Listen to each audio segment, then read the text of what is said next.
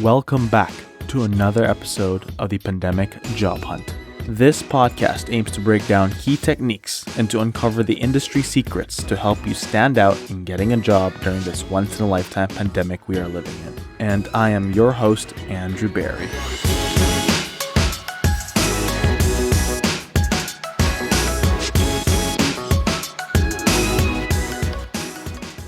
My next guest today is the Houston Hustler, and her name is Cathy Nguyen. The other day, I was on LinkedIn going through my feed. I stumbled upon a viral post with 121,000 likes and over 7,000 comments. It was a powerful post where she was sharing her vulnerability. She was sharing her experiences after getting laid off at the beginning of the pandemic and her experience of facing rejection after applying to hundreds of applications. It resonated with me, and it resonated with 121,000 other folks as well, because she understood the grind that folks have to face right now. She understood the feeling of uncertainty. I was inspired by her humbleness that I reached out to her, and I'm very proud to have Cathy Nguyen, aka the Houston Hustler, on my show today. We discussed about her experiences, her strategy on using LinkedIn, how she stumbled upon a LinkedIn coach, and what was great was her unique HR insights. Stay tuned. Hi, Cathy. Hi, Andrew. How are you? I'm doing well. How are you? I am fantastic. How's the weather there in Houston right now? Today, it's phenomenal. Of course, it's beautiful. It's, usually really hot and humid. Today is actually probably one of the best days so far, considering everything. It's a pretty good day. What about you? It's pretty good. I would say it's the first weekend in Toronto where it has dipped below 20 degrees. So the fall has started. Oh, wow. Yeah. I mean, I live up north in Canada, so the fall hits pretty quickly. All right. Why don't we jump right in? Why don't you tell me a little bit about yourself and how you got to where you are? Okay, so I've lived in Houston, Texas for the last 20 years. I have, my background is human resources. I have 9 years of human resource experiences from financial, healthcare, agriculture, oil and gas, and now retail. I've been focusing on benefits, employee benefits and wellness for the past 5 years. And, 2017, I got into oil and gas. And in Houston, oil and gas and the medical field is huge. That's what this whole city is about, because we have the Texas Medical Center and huge oil and gas companies here. So it was wonderful for the first 2 years I was there. Oil prices up. We were doing financially well. 2018 and 19 came. Again, I was doing financially well. I was thinking, man, this is great. The oil prices, when you're on a high, all you can think about is how great everything is going. And 2019, I think, was probably one of my best years in my career. I was flourishing well. Our company was doing well. And then I was thinking, man, if 2019 repeats itself for the next couple of years, I am going to be golden, And so here comes COVID-19. We start to hear a little trickle about it, not too much.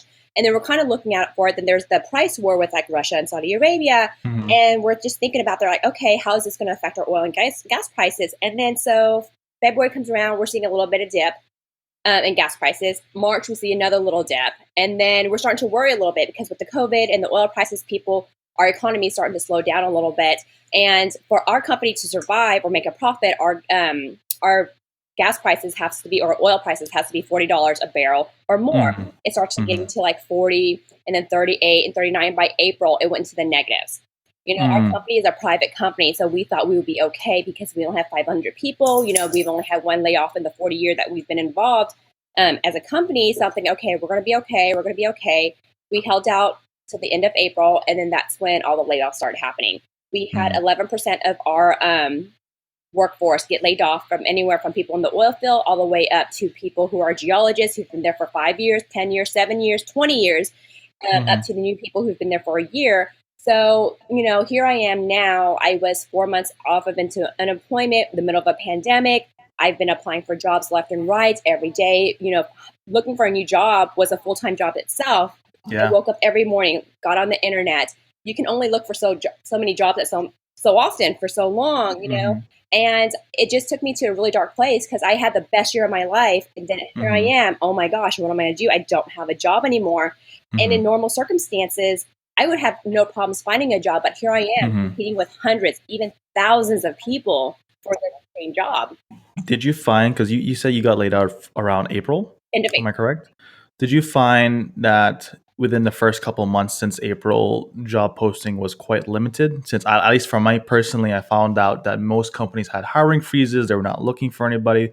They were like, okay, let's stop hiring and let's just wait and see. And for me, I've only noticed the uptake in job postings, and again, the past couple of months, or since June or July Absolutely. started. Absolutely. April and May, all the companies I knew, I had friends who were an other oil and gas company. They completely stopped their internships. They rescinded all their internships, rescinded some job offers, and companies were just Hmm. going on a hiring freeze.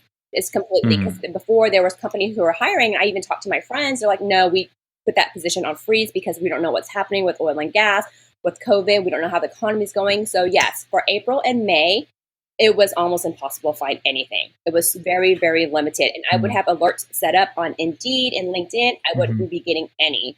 Were you looking originally specifically in oil and gas jobs, or were you just shooting across the board for like HR? I was shooting across the board because my background had such a big industry that I was doing a little Hmm. bit of everything. I was really nervous about oil and gas. When it's good, it's Hmm. good, but when it's bad, you better hold on. So Yeah. it's a very tumultuous relationship being in oil and gas. It's, again, it's, if it's good, it's good. If it's great, you better hold on because you don't know if you're going to be out the door.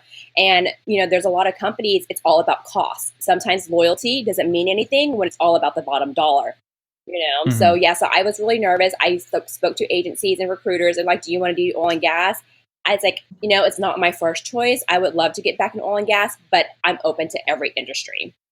And what would you say some of the tools or like different techniques you had to like utilize in order to put yourself, just have you stand out against other candidates? Because I've talked to others and they said they've been a lot more active on LinkedIn. They've been like writing articles on LinkedIn, and I'm sure everyone has their own strategies and techniques. What would you say was your strategies and techniques and to stand out? It was hard for me. I'm not going to lie. It was really hard for me because I don't hold a degree.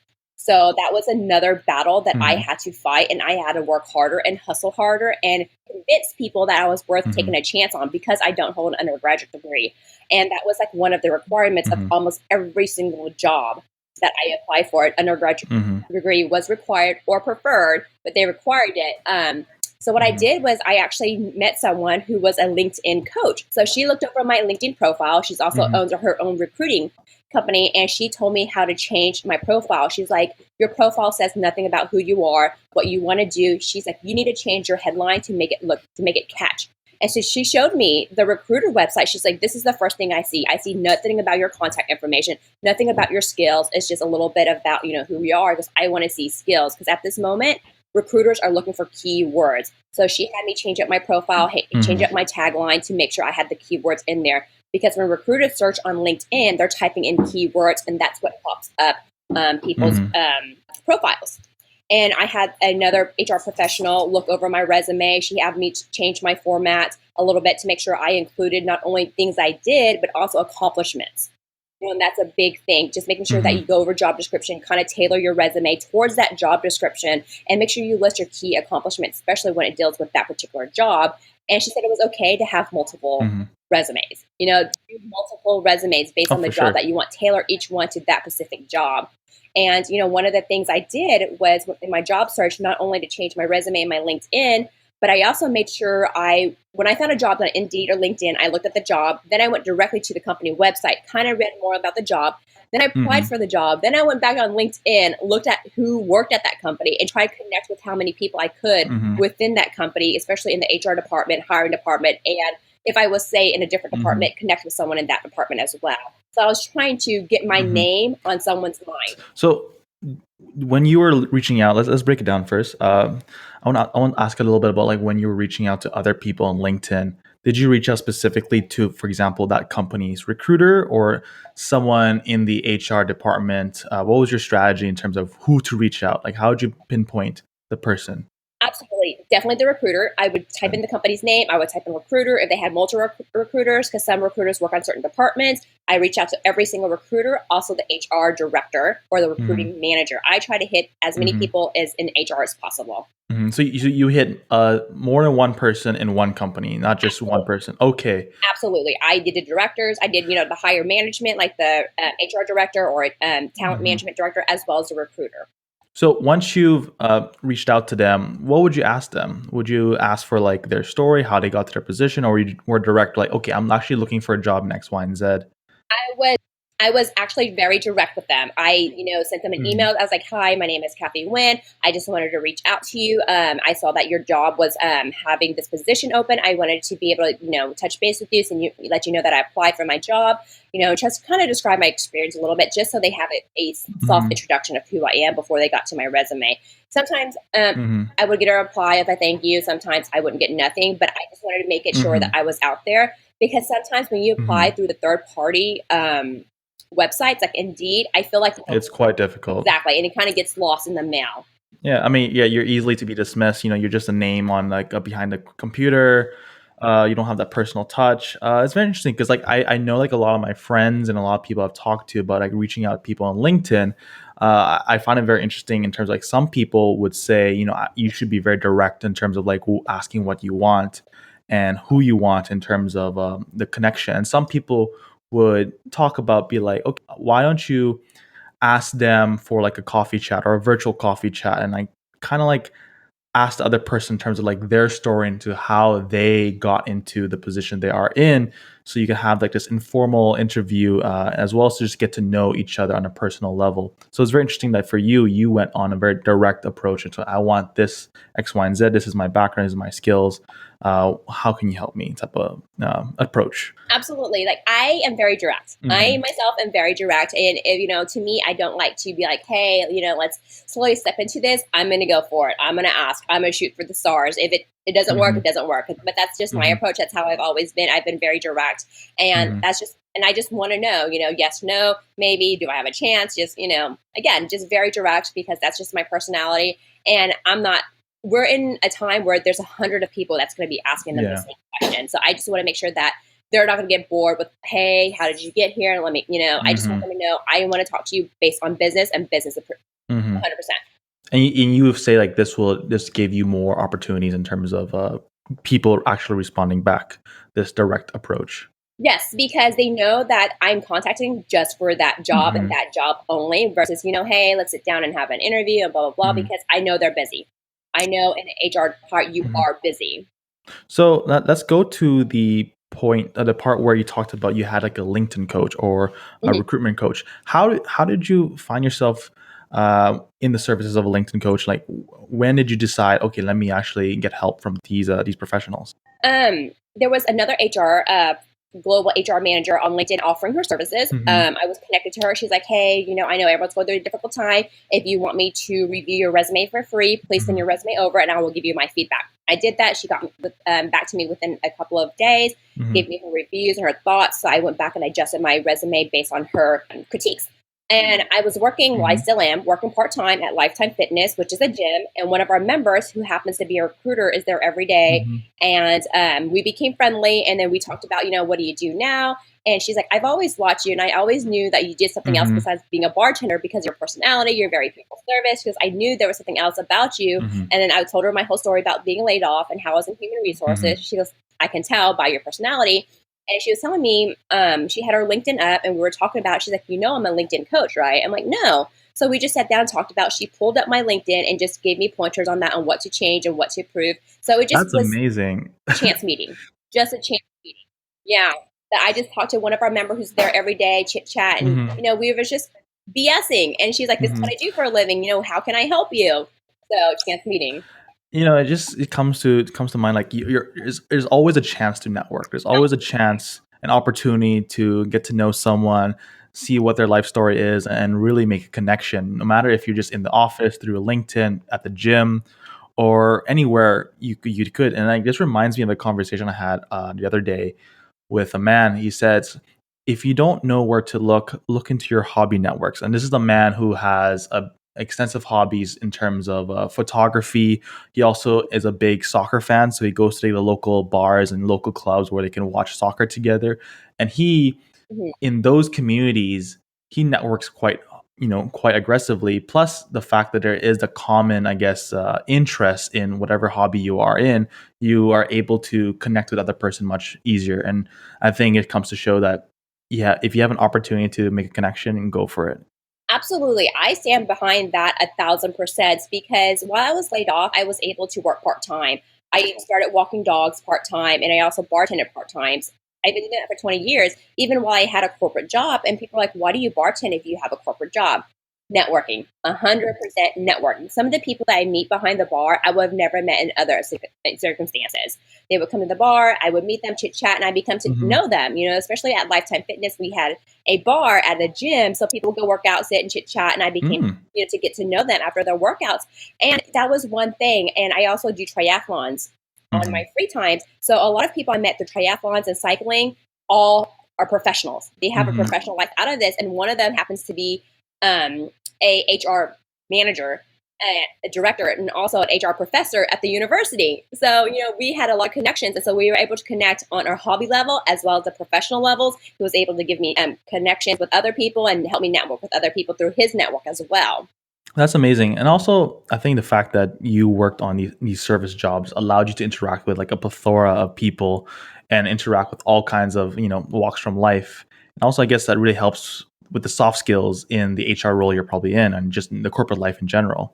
Absolutely. And when I interview for jobs, I tell people prior to being in HR, I have 20 years of hospitality industry. And that helps Hmm. me because it goes hand in hand. It helps me deal with people with different personalities. It helps me Hmm. deal with being under time pressure, but still keeping the mission of the organization in my mind. So it works hand in Hmm. hand because it's definitely in human resources. Hmm. The whole thing is human. You have to have a human aspect of it. So human resources and bartending, in a way, hospitality goes hand in hand together because what are you dealing with day in, day out? People. Hmm. So why don't we jump to interacting with recruiters? And I would like to talk about the fact that you've been in the HR side, and I'm sure like you've also, according to your LinkedIn, you've done the whole spectrum of HR. So you also worked on recruitment side. How what do you recommend are some tips for like a job seeker in terms of interacting with recruiter and how to stand out on with their profile? You've already mentioned obviously optimizing your LinkedIn profile, optimizing your resume, and optimizing your say what you call it your description and whatnot. What other tips would you provide for someone who's job seeking? And maybe someone who's a recent grad or someone who's a little bit more experienced who've either lost a job or are transitioning into a new role. Gotcha. What I'm seeing a lot on LinkedIn Hmm. so I know that sorry, my cat. So I know that you had saw on my post that went viral. So that's how we connected. It had Hmm. like 6 million plus views and 7,000 comments or whatever. I've noticed a lot of people were saying that they're having a hard time transitioning because of ageism. Even though people say Hmm. that it doesn't happen, it does happen. It's just not spoken about. Hmm. One thing I would recommend people who are years and years experience, I probably would stay away from numbers. Saying, oh, I have 20, 30 Hmm. plus years of this experience, I probably would use the word experienced versus laying out a number. Hmm. You know what I mean? Because that kind of tells them, hey, this person's older, this person may have a hard time, learning these skills and whatnot, or they may be set in their ways. So I probably would recommend using the words experienced, process technician or experienced engineer versus 20 years plus of process technician. You know, you can kind of go into that details once you land it in an interview, and they'll see it with your timeline. When how long you've been there, whatnot. I probably would use more of the word experienced versus like time again. So the key here is like really hone in terms of like your own storytelling abilities to Exactly. convey who you are as an individual and who you are as a professional. Absolutely, your resume is a snapshot of your life. It's very quiet. It's a very of who you are and a story, basically a brief story of who you are. Once you get into the interview, that's kind of how you expand everything. Also, for recent grads, definitely highlight the things that you were into while you were in school, all the activities you did, all the leadership activities you did. Don't shy away from putting that in there because they're going to look at experience too. Just because you have a piece of paper doesn't mean you can do your job. They want to make sure that you know how to work with people, that you know how to work with technology, and know how to work with processes. volunteers, if you volunteer something and you led a group, make sure you put that down that you were a leader and that you had X amount of people under you. They want to see that you can lead. Another thing I would definitely put is your skills, your technology skills. That's really, really big. A lot of resumes I would see, people will leave out their technology skills. I was like, why? Put that in there. A lot of companies, we are in 2020. We are going into the age of technology. They want to know that you can be able to use the technologies they have. So whatever technologies or software you have, list it. You know what I mean? It's very important that you do that. And I put my core competency at the very top of my resume because that gives them a brief detail of what I am able to handle and what I've worked with before. And that can tell them, oh, she has PeopleSoft. Oh, she has ADP. Perfect. Let's get her, let's look more into her resume. Because sometimes if you don't have those required skills that they want, they'll pass over you right away. So make sure you put that at the very top, big, bold, so they see it. Okay, let's talk about the resume. I would say I've talked to many recruiters, and they've all had different approaches in terms of like how resume should be, and this is across industries, also just across different cultures and different regions of the country. And I live in Canada. I'm sure it's a bit different up here than it is in like Houston, Texas. What would you say in terms of like your resume format, the most important aspect? Like, how does a recruiter read a resume? Let's go from there.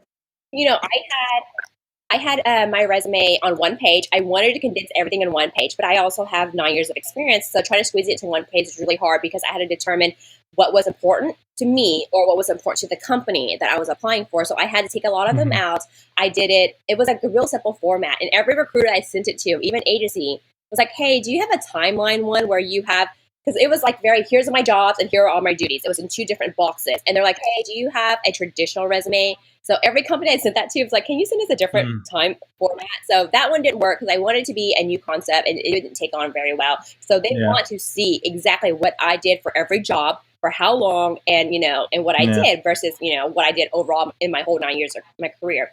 So basically, my resume, of course, your information at the top. I put my core skills that pertain to the job I was for right after it, before I got into my job descriptions of what I did for every company. So I want those things that I did well at the very top, right under my information. So that is what they see next.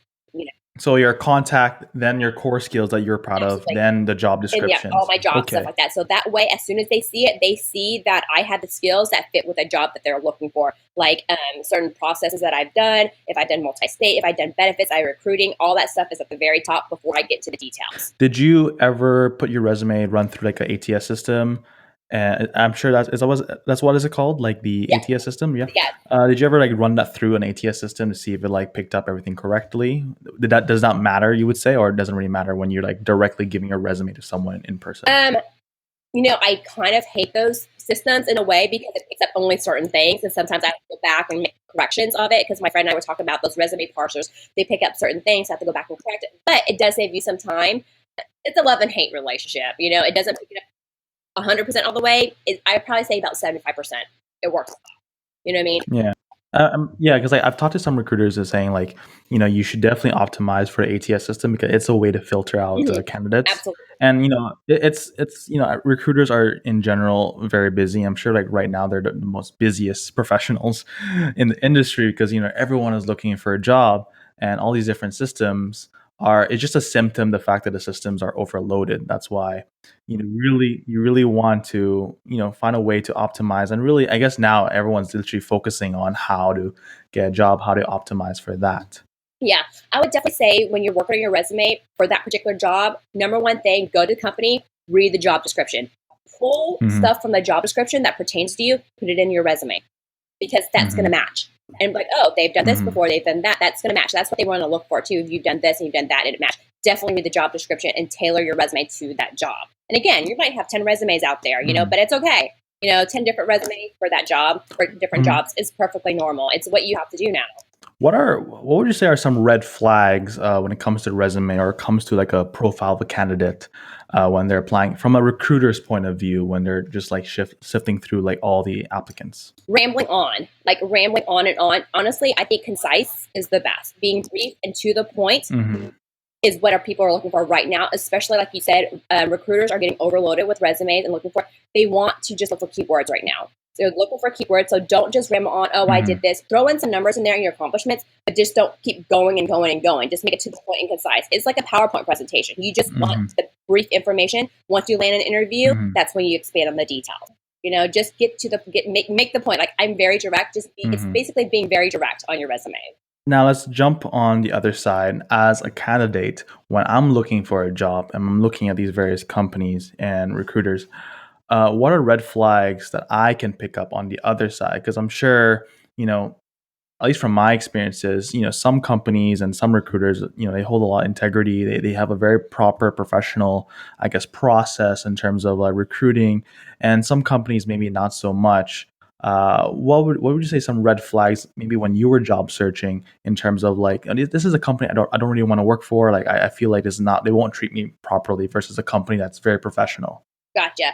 Definitely use Glassdoor and Indeed. They both have a section where you can apply for a job, but also read reviews from other employees who've worked there or other candidates who've been through the interview process. So there's company reviews of them, which has all that. So read that and kind of see how others went through the interview process and to see if you want to work for. And also there's company ratings and how the how the employees rate the company as in their benefits, if they recommend the CEO, what their processes are like, their pros and cons of the company too. And that kind of gives me a direction of, do I want to apply for this job? Is this where I want to be happy working here? Will I be happy based on the reviews that I see? But you also have to understand that the people who are leaving these comments, you have to take with a grain of salt, because some of them can be biased because they're either really unhappy with the company, so they're going to hash out all the stuff that they hated about the company, or that they're really happy, so they're only put the positive. So you kind of have to understand that there is a little bit of bias on that, and make sure that you're open-minded and take it with a grain of salt, and you kind of have to make your decision on that. But that was one thing I looked at too, was company reviews.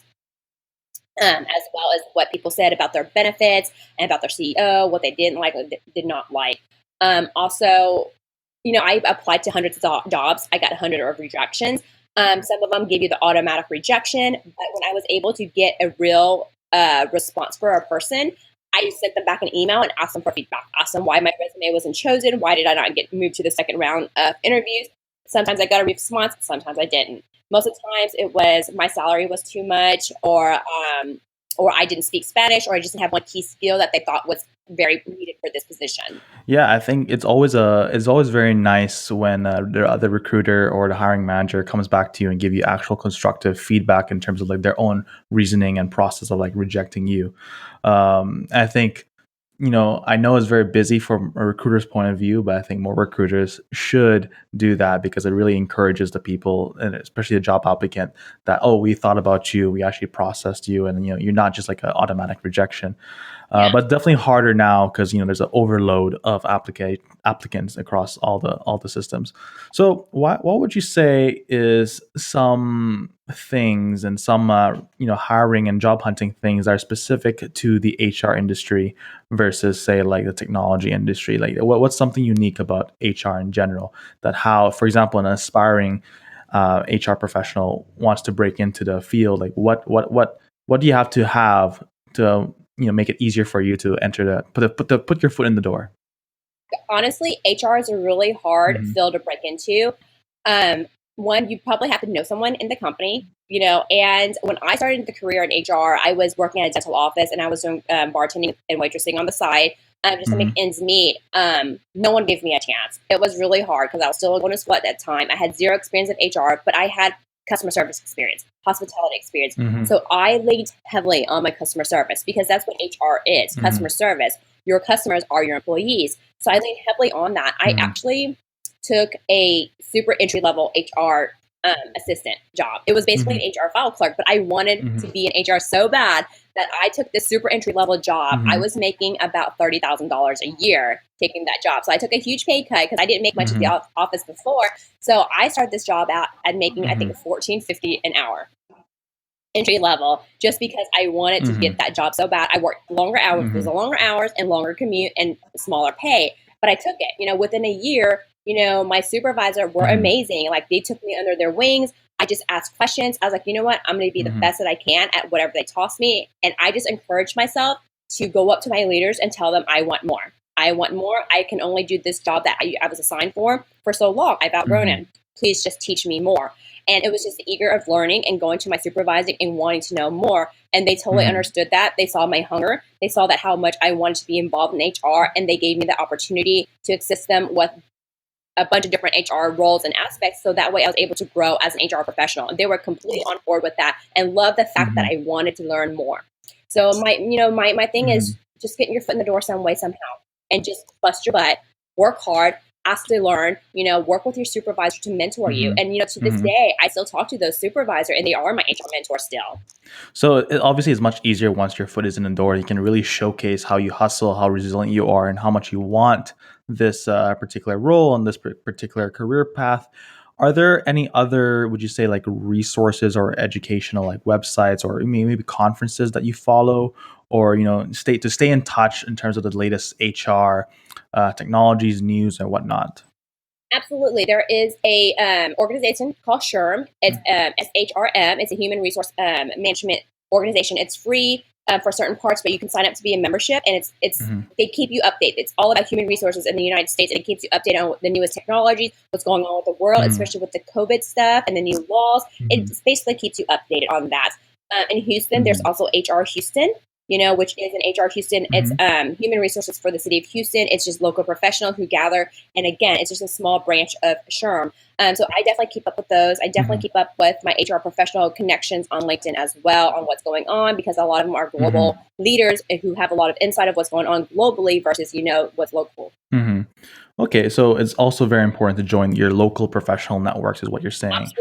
Absolutely. Join your local ones and join your nationwide ones too, because there can be connections all over the world. Like my neighbor, for instance, she just got a job in Oregon with Nike.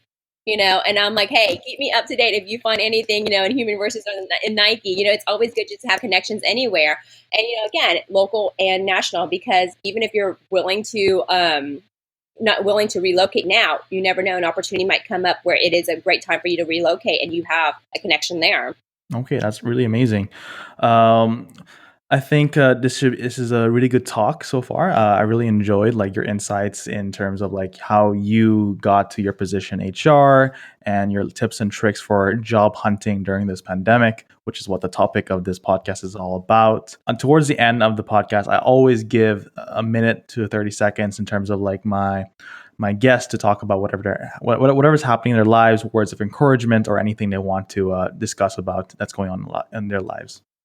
We're in a really tough time right now. The one advice I want to give everyone is take care of your mental health. Your mental well-being is the foundation of everything. If you are not mentally healthy, you cannot be able to look for a job in a positive manner. There was times when I went on an interview, a Zoom interview with someone, and you can tell I was physically not there. I was exhausted. The life had been sucked out of me.